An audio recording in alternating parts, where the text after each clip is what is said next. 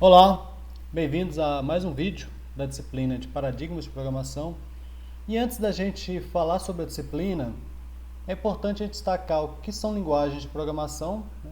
Mostrar alguns exemplos e também tentar falar o que são paradigmas de programação de forma muito breve.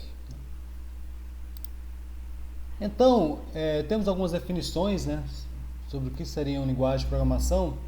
Uma definição que eu gosto é que, primeiro, começando com o programa, né? Programa é uma sequência de símbolos que especifica uma computação.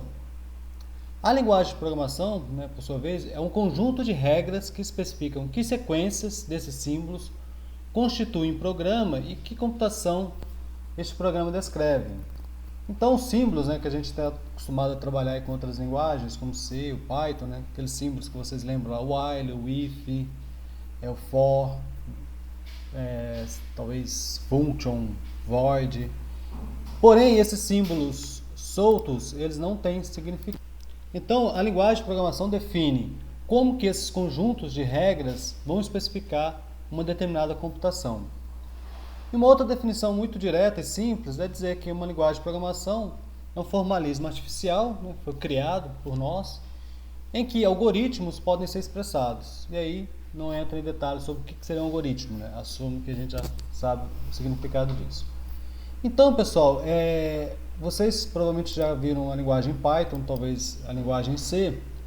Porém, a gente sabe que existem diversas linguagens, existem milhares, mas existe um grande número de linguagens que a gente provavelmente vai esbarrar em algum momento, né? Então, por exemplo, a linguagem Java, que a gente vai utilizar aqui no nosso curso, é muito utilizada por grandes empresas, né? Ela também está presente ainda no mobile, né, através do Android. Então, o Android hoje em dia tem tentado migrar, né, para a linguagem Kotlin, mas um programador de Java ele tem bastante facilidade para migrar para Kotlin, né? Então, ainda é uma linguagem muito utilizada na web. Temos a linguagem Python, né, que não é uma linguagem mais nova, por exemplo, que o Java, né, é da mesma época, porém ela se popularizou muito nos últimos 10 anos. Então, na área de ciência dos dados ou na área de desenvolvimento de aplicações para startups, né, tem sido uma opção bastante interessante. A linguagem C, né, a linguagem C a gente às vezes precisa destacar, mas teoricamente nem precisava, né? Porque a linguagem C é a linguagem mãe de muitas linguagens que a gente utiliza hoje em dia. O sistema operacional, né, seja ele para desktop, seja ele para mobile, funciona em cima de códigos em C. As linguagens que a gente utiliza, os compiladores, interpretadores, né, seja a máquina virtual do Java, seja o interpretador do Python, foram implementados em C, né? Então, é uma linguagem extremamente importante e ela permite principalmente também a comunicação entre linguagens distintas, né? Então você pode fazer um programa Java, conversar com Python, utilizando, por exemplo, o C como uma linguagem intermediária. O C++, né, que foi uma evolução do C para a orientação a objeto, também ainda é bastante utilizado em alguns nichos, né? Por exemplo, na área de computação gráfica e de jogos, né?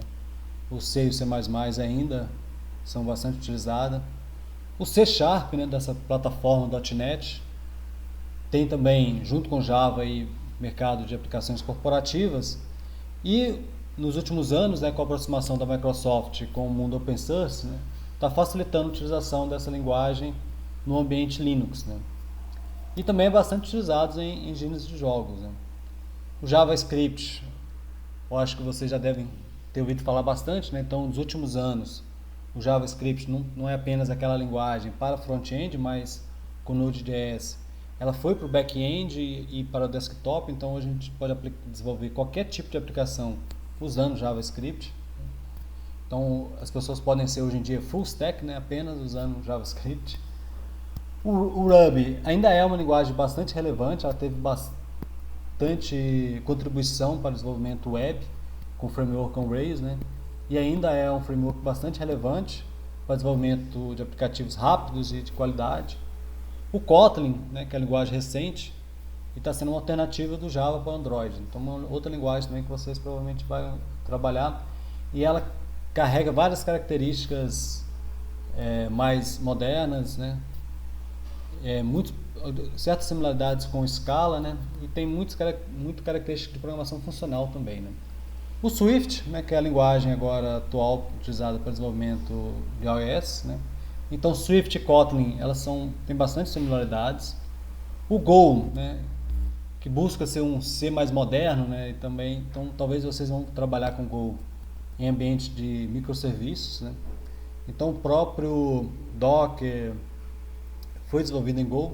Uma grande vantagem do Go, que a aplicação compilada, o executável gerado, ele pode rodar em qualquer ambiente, né?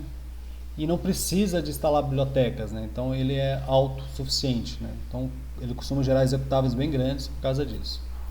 O Scala, né? Se for trabalhar talvez com Big Data, vocês podem esbarrar com Spark, é uma linguagem multiparadigma. O Clojure, que é a linguagem funcional usada pela Nubank, né? Então tem muito potencial para web e análise de dados, né? Um dialeto do Lisp. Então vocês podem esbarrar com alguma coisa escrita em Clojure. O R, que é uma linguagem ainda muito utilizada, né, por estatísticos e ciência dos dados. O Python, nos últimos anos, através da biblioteca Pandas, tem tentado migrar muita coisa do R para o Python, a forma de desenvolver muito parecida. A linguagem Elixir ou Elixir, né, que é uma linguagem funcional brasileira, que roda na máquina virtual Erlang, também tem muito potencial para desenvolvimento web e tem sido bastante utilizadas aí nos últimos anos. Então é uma linguagem bem recente. E Lua, que é uma linguagem também brasileira, só que é um pouco mais antiga, né? Ela foi bastante utilizada como script para engine de jogos e também talvez vocês esbarrem com essas linguagens. Então aqui, observem que temos aqui mais de uma dezena de linguagens aqui que tem bastante chance de vocês utilizarem, linguagens de paradigmas diferentes, né, com bastante características diferentes, e que vocês têm que estar preparados para aprender essas linguagens. Essas linguagens, né, por exemplo, eu falei aqui de linguagem funcional, de linguagem orientada a objeto, isso são paradigmas de programação. A gente vai ver em mais detalhes esses paradigmas. Então, está aqui demorando um pouco a abrir.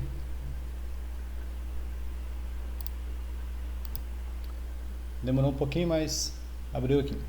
Então, pessoal, a gente vai pegando aquelas linguagens, a gente começa a identificar diferenças, né, e similaridades. Se a gente pegar a linguagem, por exemplo, Java e C, no primeiro momento ela parece bastante diferente. Porém, depois a gente começa a observar que a sintaxe é muito similar, né? Porque a linguagem Java teve muita influência da linguagem C++, né, que tem a origem na linguagem C. A gente vai ver que elas trabalham também com variáveis, né, de forma muito similar. E quando a gente vai aprendendo outras linguagens, de outros paradigmas, a gente vai vendo a grande diferença.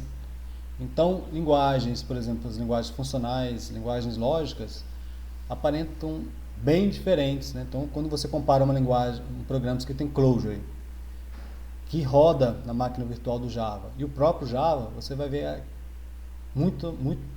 uma diferença maior do que quando você compara, por exemplo, Java e C. Então a gente vai ver nessa disciplina dois grandes paradigmas, o imperativo. Então o imperativo a gente vai ver com mais detalhes, são essas linguagens que têm noção de variáveis e estado. Então a gente pode dividir em paradigma estruturado, né, que entende um programa como uma coleção de subrotinas ou procedimentos, né? Então, por exemplo, o C, o Ada, Pascal. Seja orientação a objeto, né, como linguagens como Smalltalk, as primeiras linguagens orientadas a objetos, C++, Java, Python, Ruby, Kotlin, C#. Essas linguagens veem os programas como uma coleção de objetos que se relacionam e se comunicam através de mensagens. Então, seja uma linguagem, quando a gente pega uma linguagem do paradigma imperativo, seja ele estruturado ou orientado a objeto, por exemplo, C e C++, C e Java, ou até mesmo o próprio C e o Python, você vê algumas similaridades. Agora, quando a gente vai para esse outro paradigma declarativo, né, aqui você não tem noção de variáveis, de estado. Então, os programas escritos nessas linguagens são bastante diferentes, né? Então, por exemplo, no caso do funcional, um programa é visto como uma composição e aplicação de funções, por exemplo, Haskell, Lisp, Clojure e Elixir. O paradigma lógico é o mais diferente entre todos aqui. Se a gente comparar um programa escrito em paradigma lógico com um programa escrito em imperativo, a diferença é muito grande. Então, o paradigma lógico, você constrói programas baseados em fatos e regras. Então, a grande linguagem que implementa, né, que conseguiu implementar essa máquina de inferência desses fatos e regras é o Prolog, né? Então, né, nesse primeiro vídeo, eu queria destacar esses dois conceitos, linguagens e paradigmas, e a gente vai ver que não só de paradigmas vivem as linguagens. Existem diversos outros conceitos também importantes que a gente vai trabalhar nessa disciplina. Até o próximo.